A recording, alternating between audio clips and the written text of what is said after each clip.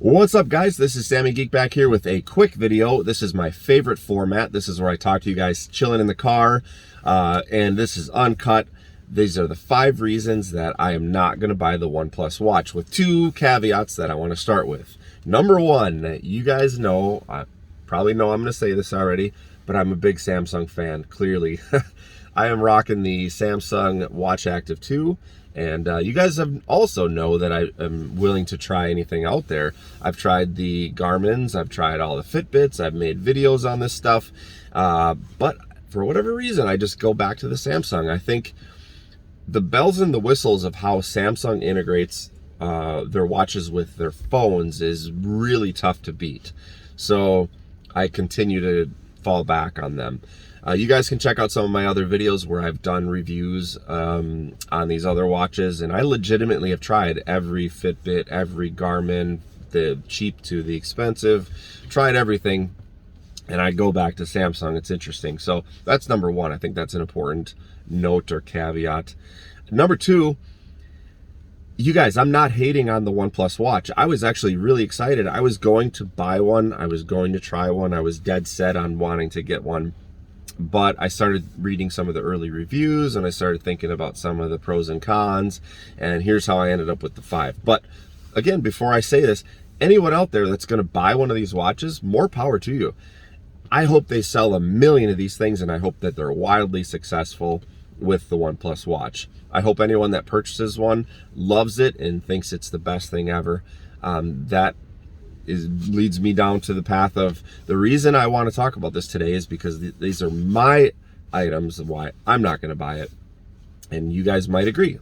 Number 1, it is glitchy. All of the early reviews are saying that this watch is glitchy, and a watch coming out in 2021. Look, think about my Samsung watch right now. This watch has a little bit of glitch to it from time to time. I don't know if I'm swiping too fast or doing something, but I occasionally notice a glitchy screen, or it hangs up, or it lags when I press button. It's just, you learn to live with it. Why would I want to trade in my Samsung watch for another watch that does the same damn thing? So that's number 1. Number 2, it's too new. It's kind of has to do with number 1, but it's a little bit too new of technology. Not technology, but it's the first watch from this brand that is probably going to need several updates before it's very polished. And why even mess with that at this point? The thing looks and feels already like a Galaxy Watch Active. I mean, from a distance, you probably couldn't tell the difference. And it just feels like, well, what am I going to go out and spend $150 for when I'm already rocking the Watch Active 2? I mean, there's just, I don't know, changing to, here I have a watch that's 2 years old. It's has a little bit of glitchiness to it, and I'm going to upgrade to a 2021 watch with the same amount of glitchiness. It just doesn't make sense. Number 3 is a huge deal breaker for me. This is me personally. I don't know if you guys know this or not, but some of you guys that are rocking Samsung phones with Samsung watches, you might recognize this. But it is the timer function and the notification function.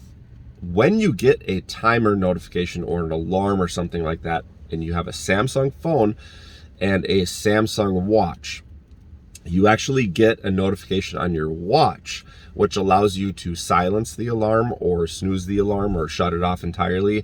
And I freaking love that. If my phone is in the other room and my Tesla's vibrating on me, I think my batteries are gonna explode. So the when my phone is sitting in the other room, and I'm able to silence the notification, and that is, to me, that's freaking priceless. And when I'm in bed, if I decide to snooze, I can kind of just grab my wrist and slide right in the watch. I don't have to grab at my phone. It's freaking awesome. And so for me, I've tried the Garmin's and I've tried the Fitbits, and I lost that functionality, and so I don't know if I want to give that up.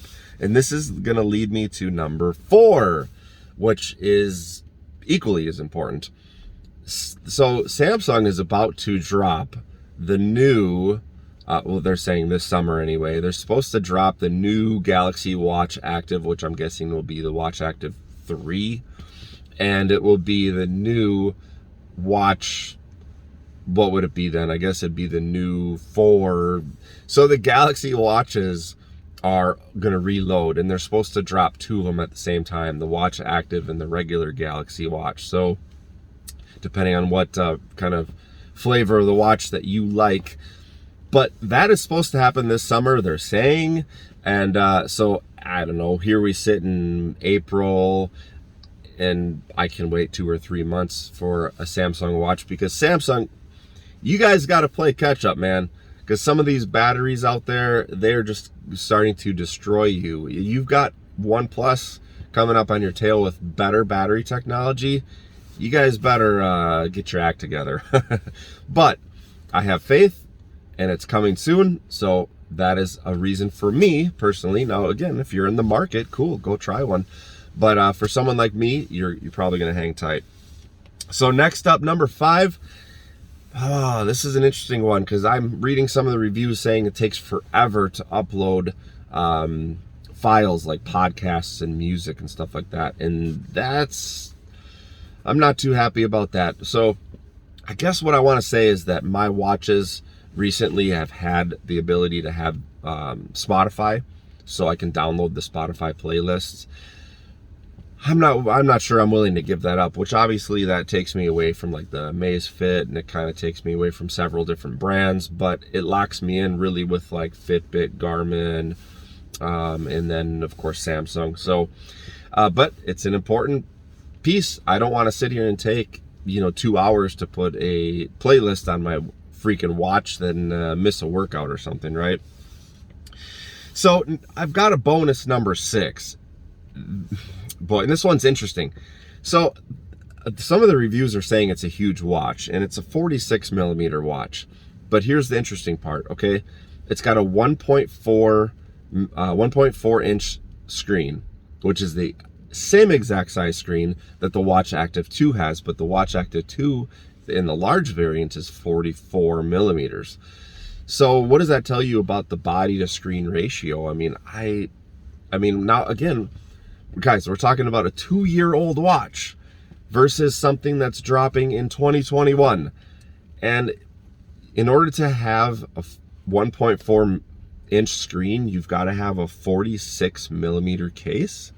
Like, I don't know. Again, it feels like, I know you're gonna pay, you're getting a discount. It's a discounted watch. It's a budget watch, but you feel like in 2021 you're going to get something a little bit stronger. So again, that brings me kind of to like number 1 and number 2 again. So to round it out, guys, again, I'm not hating on the watch, but I wanted to share with you the 5 reasons that I am not going to purchase it. I hope that you find some value in this video. Hang in there, guys. There's going to be a bunch more watches launching in the next coming, throughout this year. We're probably going to see some more Garmin's. I know. I'm very excited to see what Samsung comes up with. You guys hang tight. I'm going to be putting out some more videos, and I'm going to be doing some direct comparison. When these new Samsung watches launch, you bet I'm going to be all over this. This is my jam.